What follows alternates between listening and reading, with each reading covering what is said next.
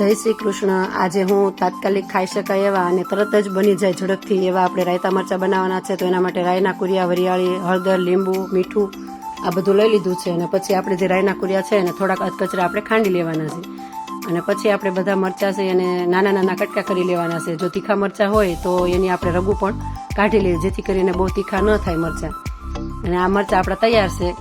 હવે એમાં આપણે રાયના કુરિયા, અધકચરા ખાંડેલા, હળદર, સ્વાદ પ્રમાણે મીઠું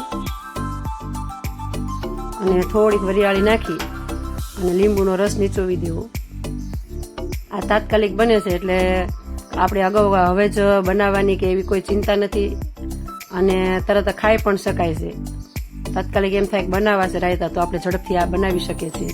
અને આ બધું નાખી અને પછી સરખી રીતે મિક્સ કરી દેવા। થોડુંક અડધું પાવડું જેટલું તેલ નાખવું, બહુ તેલ ન નાખવું।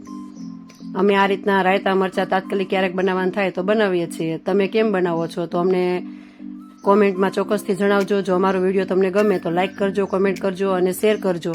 અને તમે કયા ગામથી આ વિડીયો જોઈ રહ્યા છો તો તમારા ગામનું નામ પણ ચોક્કસથી જણાવજો। અને આપણા રાયતા મરચાં છે એ તૈયાર છે અને અઠવાડિયે 10 દિવસ સુધી એવા ને એવા કડક જ મરચાં રહેશે કે એક પ્રવાસમાં થેપલા સાથે અને સારા લાગે છે। અને આપણા મરચાં છે એ તૈયાર છે।